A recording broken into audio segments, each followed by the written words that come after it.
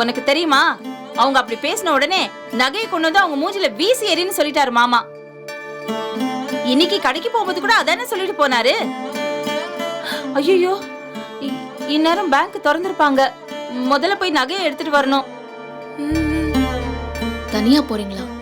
பேங்க்குக்கு தனியாவா போறீங்க? ஏன், அங்க யாராச்சும் என்ன கடிச்சிடுவாங்களா என்ன? அதில்ல அத்தை, நீங்க தனியா வெளியே போயிலாம் உங்களுக்கு பழக்கம் இல்லைல்ல, அதனால தான் கேட்டேன். இனிமே நான் தனியாவே போய் பழகிக்கிறேன். சரி, தனியா போய் நகையெல்லாம் எடுத்துக்கிட்டு ஆட்டோல எப்படி தனியா வருவீங்க? ரொம்ப தான் அக்கறை. அக்கறை தான் அத்தை. நானும் கூட வரவா? அதெல்லாம் வேணாம். சரி, கோவத்தை ஒரு பக்கம் வச்சிடலாம். நீங்க தனியா போக வேண்டாம், நான் உங்க கூட வரேன். பேசவே மாட்டேன், நான் பாட்டுக்கு அமைதியா ஓரமா உட்காந்துக்கிறேன். நல்லவ மாதிரி நடிக்காத அத்தை. மீனா சொல்றதும் சரிதானே. தனியா அம்புட்டு நகையை எப்படியாத்தான் எடுத்துட்டு வருவீங்க?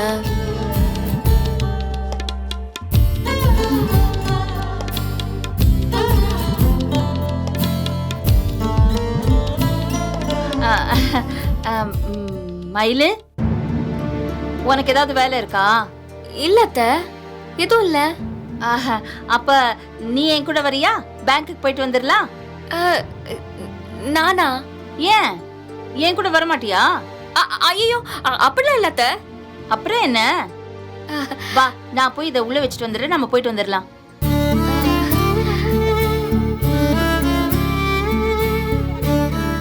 சாரி மீனா. எதுக்கு நீங்க சாரி கேக்குறீங்க? நீங்க தான் கூட வரணும்னு கேட்டீங்க. அத்தை வேண்டான்னு சொல்லிட்டு என்ன மட்டும் கூட்டிட்டு போறாங்க, அதுக்குதான். இதுல என்ன இருக்கு? எனக்கு வேண்டியது அத்தை தனியா போக வேண்டாம், அவ்வளவுதான். யாரு கூட போனா என்ன, நீங்க போயிட்டு வாங்க.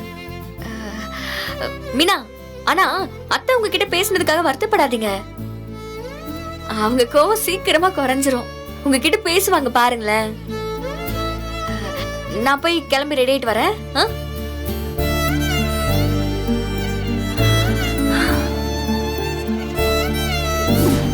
மயில, மயில. அத்தை, தோ வந்துட்டேன் அத்தை. வா வா, நேரமாச்சு.